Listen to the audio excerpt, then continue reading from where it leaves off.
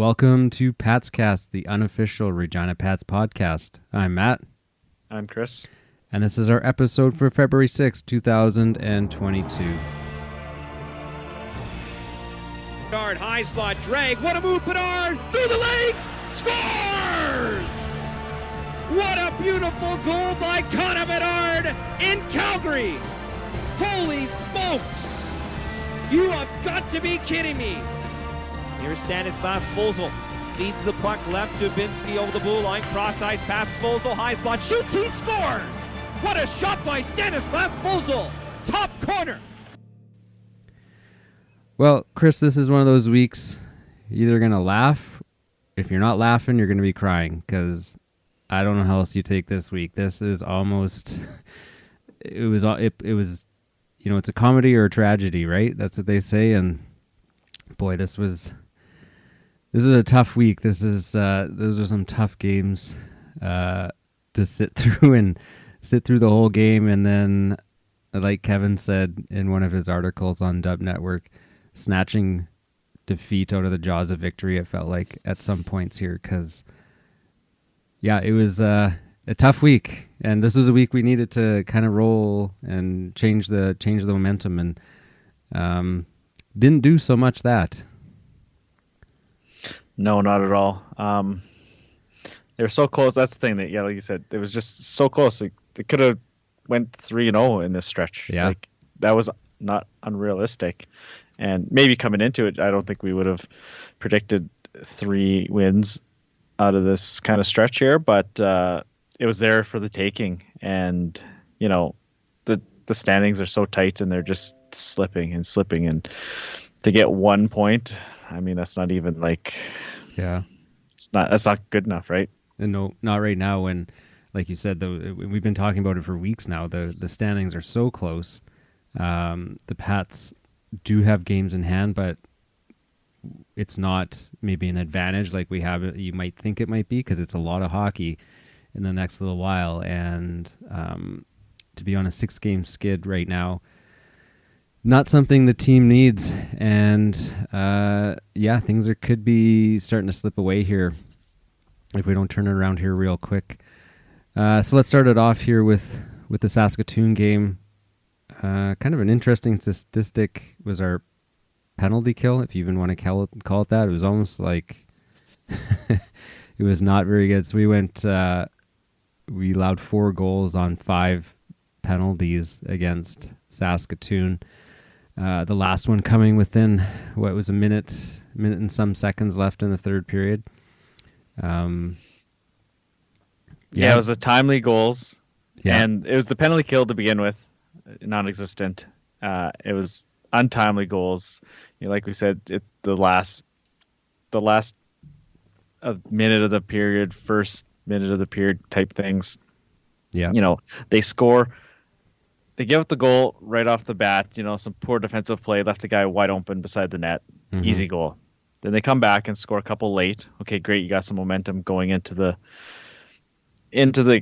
second period, except they take a penalty. Yep. And they take 2.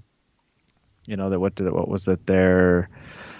Oh, it was double minor. That's what it was. Double minor high sticking. Yeah. So and they give up 1 on each. On each, part of so it. A minute 5 into the second period, your lead is gone. Mm-hmm. Mm-hmm. You know, they respond right away, which, you know, that's almost kind of like the theme of this week. They came back. You know, they made a game of these games. They come back. They take the lead again.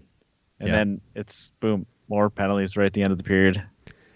You're right. It's kind of a theme of the week, is they actually had the lead quite a few times this weekend. It was like against Saskatoon, it was 2 leads that they gave up. Calgary, well, at least 1. And it's just like, man, like, come on, let's hold on to these. And they're late daggers in the heart when they finally lose it. It's just, it's tough. Yeah, right. And then, penalty at the end of the second period, power play goal. Penalty at the end of the third period, game over, right? Yeah. It's tough, right? And then, it's frustrating, right? Like you said, you don't know what to say. Like, if you're not crying, you're laughing. You almost have to, right? Because it's just sad. Yeah. Yeah. Well, and then we're on to our road swing where the Pats have not been successful, is on the road.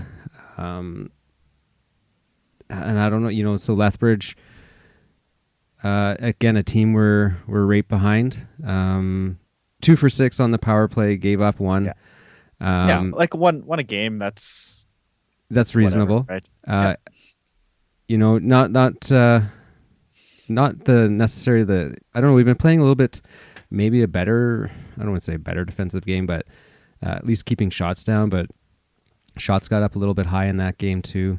Yeah, they didn't play overall that game that great, I thought. No, it wasn't a great game, I don't think, from the Pats standpoint. And then to give up a goal 2 seconds, like, oh, I know, right? Like, tragic. It's just, you're just like thinking, okay, yeah, we'll go to overtime and maybe the Pats skill can take over, right? And right, at least get a point out of it, right? At least you get a point. You hate to give up, a 3-point game. Like, one team's getting a point, the other team's getting a second one. Like, it'd be nice to, you got to win some of these games in regulation, not to give these other teams loser points, because that's what the problem with the Pats in the standings is, they don't have any loser points. Yeah, like, they can't even get it to overtime and get a loser point. But that's beside the fact.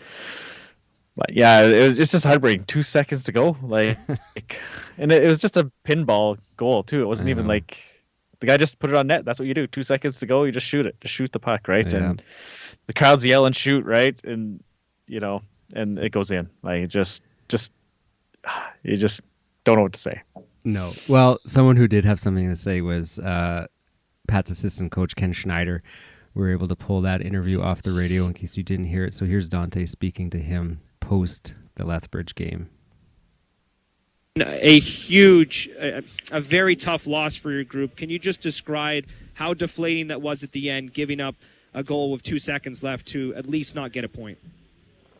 Yeah, that was pretty disheartening, to be honest with you. Having said that, we probably weren't in a position where we didn't play all that well, to be quite honest with you. I don't think we're real happy with our play overall, to be honest with you.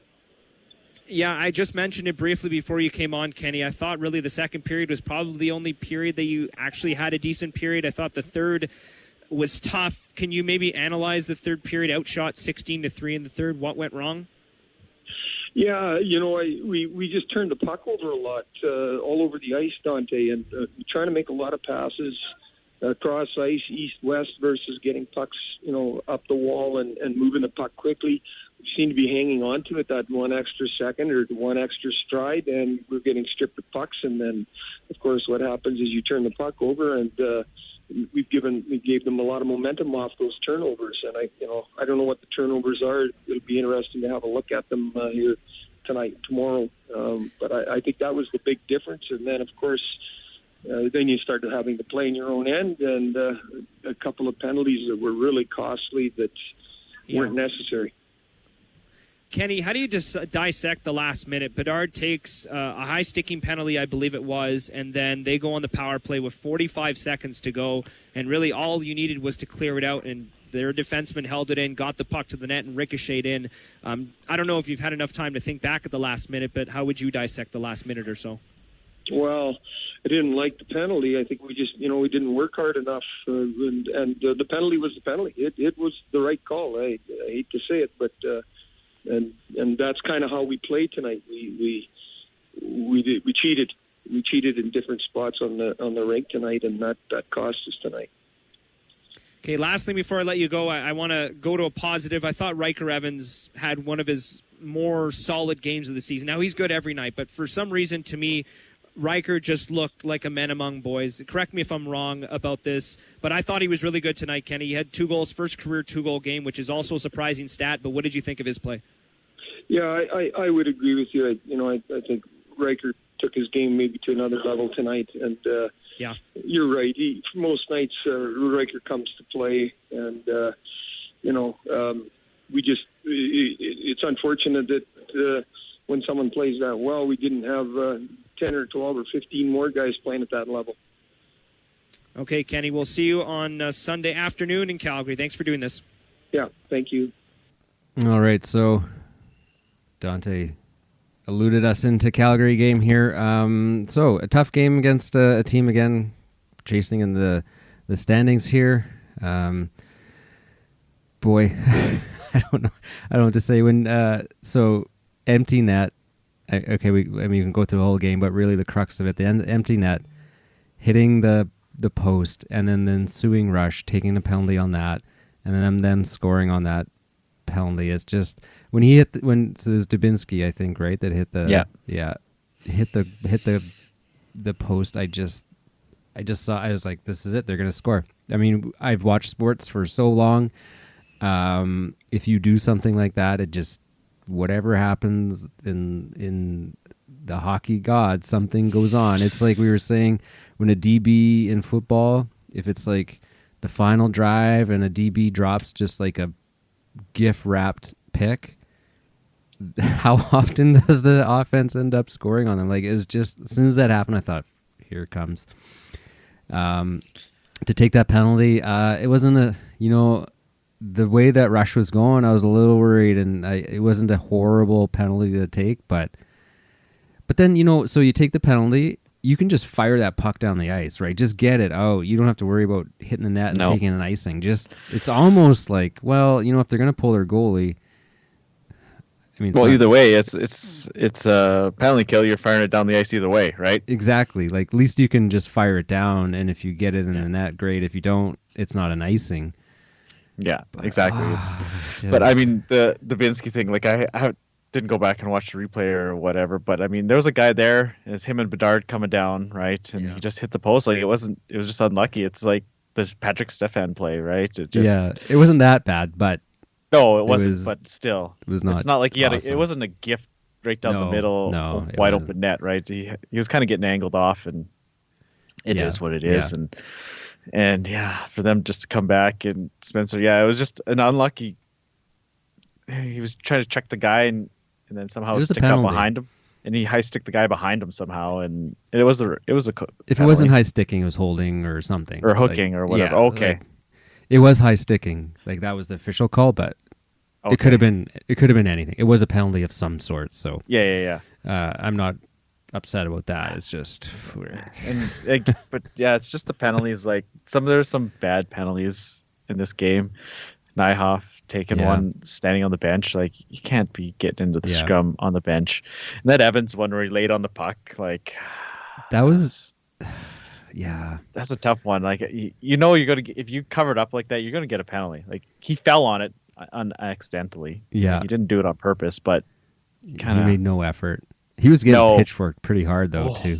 Man, he paid for that, but that's such an ugly type of play in hockey. Yeah. It's just so gross when you see that, just guys just getting free shots, right? Yeah. Like, and that's no guard there.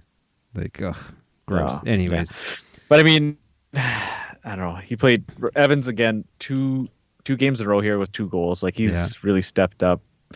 I mean, I guess you could talk about Bedard. He's really stepping up again. Like, points, multi-point games, and how many in a row here now? Yeah. And then that goal, like, you got to talk about the goal. Like, that's unreal goal. So like, I was at my parents, and I had it on the laptop, and there, conversation going on, pre-dinner stuff, and I said, "Everyone stop, watch this replay." Like, I was like, he did not do that, and just to do that in that much room and that little bit of time to be able to do that is just that'll be goalie. I don't know. And then my dad's like, well, people must kind of hone in on him. I say they do. They know exactly who it is, and I'm sure what's going through every single defender and goaltender's head is, okay, not me. I'm not gonna get freaking posterized by this guy. And it's just like that poor defender, like. Ooh. Just ankles broken. He's just like swinging, and it's a 1-on-1. Like, it shouldn't. He's all spun around and falling down, and then like swinging his stick. I know. He goes through his legs first to like just juke the D-man, and then through the legs on the goalie. Right, like just unbelievable. Anyone that was there to see that live congratulations in Calgary, because that was pretty cool. I think people do go to see him. I think he draws fans just himself. There was a good crowd there today. Yeah, there it really was. Over 6,000. Yeah, that was good. I think there was lots of kids. They mentioned on the broadcast, with it being a Sunday afternoon, 2 p.m. local start. That's a prime kid game, right? They were talking about the amount of junior jerseys, so I don't know if it was one that they gave away a lot of tickets and stuff, but yeah, good for them to be able to see lots of teams, see an up and coming player like that, like, and see that goal, like that'll go down in CHL, like not history, but it'll be a highlight for a long time. Definitely. So maybe one thing we forgot about to mention in that Stoon game was Sim going out early. Right. Yeah. Hurt. I mean, that's a whole, not just Sim, just the whole topic of injuries we can get to. I think it will go through the list because it's not just him. It's big. Yeah, it's getting a little long. Well, let's hear from Haroff here about the Calgary game and what the coach's perspective of it was. We were leading 14-6 in shots after the first period. Besides those 2 goals, I thought we carried the play in the first period. We were down 2-0, but we felt good as a group, and the boys were saying between periods, like, we're in this, stay positive. You know, because with our young group, we've wavered a couple times in close games, but I thought we handled it really mature today. There were lots of positive talk on the bench, and just the way we carried into the second and third, and we fought ourselves back into hockey game. Well, you know, it's what Connor does. He scores those kind of goals that you see on TSN top 10s. I see him do it in practice all the time. I wasn't happy with the way the rest of the guys reacted after he scored that goal. It was a big goal, 100%. But we were up looking at the jumbotron, watching for the highlights, and they're coming back and they're putting one, going back up by 2 goals. So I think that's a spot. It was a great goal, but I think he just kind of sucked in our whole team and just stopped playing there for 15, 20 seconds. So 2 points of that. I guess if we had to take something positive out of these games, or at least this one, was coming back from goal deficits. So good on us for that. But yeah, like letting a goal. So after the Bedard goal, them scoring within 10 seconds, 20 seconds or something. Like, come on, guys. Like, stop one guy celebrating. Went through three players, and then the rebound was there for the taking. They almost had they had their own highlight goal, like right after. Like it was right through us, and like you said, everybody was still watching the jumbotron. Like I think so. Attention. I think that's the way it seemed for sure. Yeah, but like you said, them battling back. I mean, the Pats clearly outshot them on the shot clock, but it wasn't a dominating. It didn't seem like they were generating a ton of high quality scoring chances until that second power play, or in the second period, where they had quite a few good chances late in the second period. But other than that, it wasn't a lot of grade A scoring chances at all. It was almost like Calgary was playing like a road game there, where the Pats were dictating the game, but it just wasn't quality scoring chances. And Peters played quite well, I thought. Yeah, it was 50-31 for the shots. Calgary only had 13 through 2. So, but again, we've said it before. That can be a somewhat misleading. Yeah. That's where it is misleading a little bit in this game, I think. Yeah, absolutely. Like you said, they controlled the play a bit, but they weren't generating quality scoring chances off those shots. Yeah. So just going into that topic you were touching on with Drew Sim, but the other injuries too. So Drew Sim, we haven't got the injury report, but do we know anything about his length of time yet? You heard anything? It said in the notes for the next game that for Lethbridge game, it was lower body.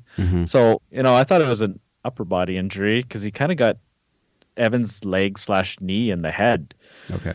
And Kevin and I were like, oh, is it an upper body, head? You never know how long that's going to be, right? But then it said indefinite in the media notes for the next game there, and is lower body. So we'll see what happens here coming on Tuesday. So the other injuries, so Zach Stringer out lower body indefinite. That's a tough one. He's been kind of injury bitten this season so far. John Paddock refers to him as one of the best guys in front of the net, especially for their power play. So something they have to try and figure out without him. And then we have Adam McNutt out lower body indefinitely. Zane Rowan out upper body 3 to 4 weeks. Jacob Brook, again, someone else who's kind of got the injury bug for really his whole Pat's career. Upper body 4 to 6 weeks. And then Jake Johnson, lower body indefinite. Those indefinites are kind of funny, though. Sometimes they can come back. That doesn't mean like forever. Just they don't really know. Because we've had some come back fairly right soon. away. Yeah. From an indefinite. But that list is getting long here. Well, yeah, so they had to call up Kelton Pine from the Pat Seas. Mhm. He's had a pretty good season so far with them. So he's backing up, and I wonder what's going to happen for Tuesday. Yeah. Because Keeper kind of got run over right on that overtime goal, and he was down for quite a while. Yeah. Yeah. So you think Pine's in against a high-flying Edmonton team? Well, I wonder if they'll call up Welke. Yeah. Like, I don't know what his status with the team is. He's still listed on the protected list. So, and he plays in Camrose, I believe. So he's close. I would prefer to see that if that's possible, rather than throwing Kelton Pine in against Edmonton. The Wolves, yeah. That could be. One thing I want to talk about the power play. Like, in the last few games, the power play has been kind of weird. Like, obviously, they've Stringer's out. Yeah. But power play 2, they were running 3D for a while. Uh-huh. They switched it up. I noticed the last 2 games, it's back to 3 forwards, 2D. But on the power play 1, they've switched Bedard and Howe to not the one-time side, right? Like, I don't know what's going on with that. I don't understand why they're doing that. I mean, the power play's been rolling. Yeah. Nobody was stopping Howe. Like, yeah. It's not like they'd shut down the power play, that they need to change it up. You wonder. So that's kind of a curious move. Huh. So I don't know if it's, but yeah, I just don't understand, because the power play has been decent. Especially Howe in that spot. Right? Yeah. And then you got Bedard on the other side for the one-timer and stuff like that. So it's not like it wasn't working that they need to switch it, is what I'm a little confused about. Right. But, I mean, I'm not one to question coaching. Like, I leave it up to them, but, it's kind of odd. It is a little bit, isn't it? Yeah, I know a few times I was, because I'm watching, say, on my laptop or something, you can't really always make out who that is, and it wasn't Howe over there taking that one-timer. It was a little bit, unusual. Yeah, so I have to keep an eye on that coming up here. Maybe they switch it back. I mean, they did go 1 for 3 today on the power play, so yeah, not bad. Well, we don't have to wait too long to be able to, see it. I don't know how many of us are actually going to see this. So this Edmonton does this midweek afternoon, early afternoon game where they do it once a year. It seems to be us a couple times here. So anyways, they do this game with the intention of school-age kids being able to come. I don't know what it's going to look like with Alberta's restrictions. I don't know what they're at right now, but the whole idea is they fill the place mostly with kids, and it's kind of a neat game. So that's coming up on Tuesday, 11 a.m. local time? Yeah, it's 12 here. Okay. So they're playing an early one there on Tuesday. I don't know how many of us can actually sit down and watch that. Hopefully you have the CHL TV app and you can watch a replay. And then Calgary at home, making our way back on Friday. And then at Saskatoon on Saturday. So a couple rematches here. Hopefully a bit of a better outcome. That Edmonton game could be interesting depending who's playing in goal. Of course, Edmonton leading the Eastern Conference with 65 points, and a fairly potent roster too. Yeah, definitely. They've passed Winnipeg now, but Winnipeg hasn't played a ton lately. Yeah, they're 7 games behind Edmonton. But yeah, Edmonton took a loss there in Moose Jaw, I think, and then they came back and whooped somebody right after that. I think maybe they got got caught there in Moose Jaw. Yeah. Speaking of hot teams. Yeah, no kidding. Moose Jaw's rolling. As much as I hate to admit it, they are playing really well and have really come together here over the last, with their 8-game win streak. I think it is. They got 8 in a row right now. Yeah, so they aren't going to be an easy win. Like, we had beat up on them a few times. It was kind of like, okay, we can get some wins against Moose Jaw. They're not going to be that team for a while, I don't think, if they keep this up. Yeah, they've turned a corner, definitely. All right, so what do you predict for this week? Oh, I don't know. Edmonton's gonna be tough. Yeah, And then you look at, so you get Calgary at home. Can they? Not. I I don't played with them. I know you don't have to play Calgary better. They played pretty good today. Yeah, just a little. It just comes down to luck that game because it's an inch. Dubinsky puts that in, game over, right? Yeah, absolutely. And Saskatoon, they were right with Saskatoon here. Yeah, on Wednesday. So, you need wins. You need 4 points out of this. I hope you could have used 2 at least, if not 4, in these past 3. Right? Yeah. You got to keep pace with these other teams, and another 0 for 3 or 1 for 3 this week is going to be real tough for the standings. that's a hole to dig out of. Yeah. Yeah. Yeah, I agree. I think, like we said, all these games were winnable. Yeah, they were not Could've went far 3-0. off. Yeah. So it's not to say.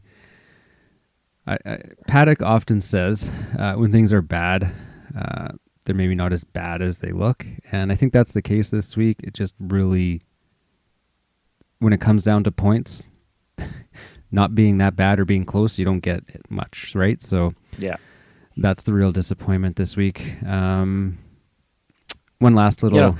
these 3 games, they all went overtime. Yeah. And they come out with, say, 3 losses in overtime or the shootout. Well, you can't really disagree with that, right? Mm-hmm. That's a coin flip. But to not get any points, not even get to overtime in 2 of them was real tough. Yeah. I want to end on a good note, but one kind of maybe not great note again is if you didn't see Samuel Huck, so a former draft pick, that's a few years ago now, right? Yeah. Yeah, so he's signed, committed with Western Michigan, so he's going to go the NCAA route. We kind of suspected that. We did see him at a few training camps, rookie camps, and things like that, but never signed with the Pats, and kind of the feeling was he was going to go the NCAA route. So that is official now. So we won't see Samuel Huck with the Regina Pats. Well, you never know. That's not binding, right? Fair. You could still convince him to come, but I mean, at this point, it's highly unlikely. Doesn't look too likely. That's true. We've been known to do that before, to draw someone away, but yeah. What's the good news we can end on? What's your Super Bowl pick? Oh, I don't know. I could care less who wins. Well, I don't know. Bengals, obviously they're not the favorite, but I think they may be the betting favorite. Are they? I think people are going to bet on them. Line. People are going to be like, yeah, they're going to be betting with their hearts, not their heads, right? Because they're just the pick, right? Everybody's like, yeah, Bengals, the underdog, team. They're going for it. I don't know. I think obviously the Rams are a better team, on paper, but that doesn't mean anything. That's why they played the game, right? Yeah, absolutely. You say you couldn't care less. And this is actually one of the first Super Bowls in a long time that I don't actually care who wins. I'm happy just to watch it, and I think it'll be a pretty decent game, and I think it could be kind of a barn burner too. But yeah, just hoping for a good game, and the last couple weekends have been really good. So yeah, I'll just sit down, I'll watch it, and hopefully it is a good game. Yeah. Okay, well, let's wrap it up. Hope for just that little bit of lady luck that we need this week to get some W's and keep pace in this playoff race. All right. Definitely. Good night. Good night. Patscast is a proud member of the Saskatchewan Podcast Network. If you're interested in other homegrown podcasts with a wide variety of topics, check out saskpodcastnetwork.com.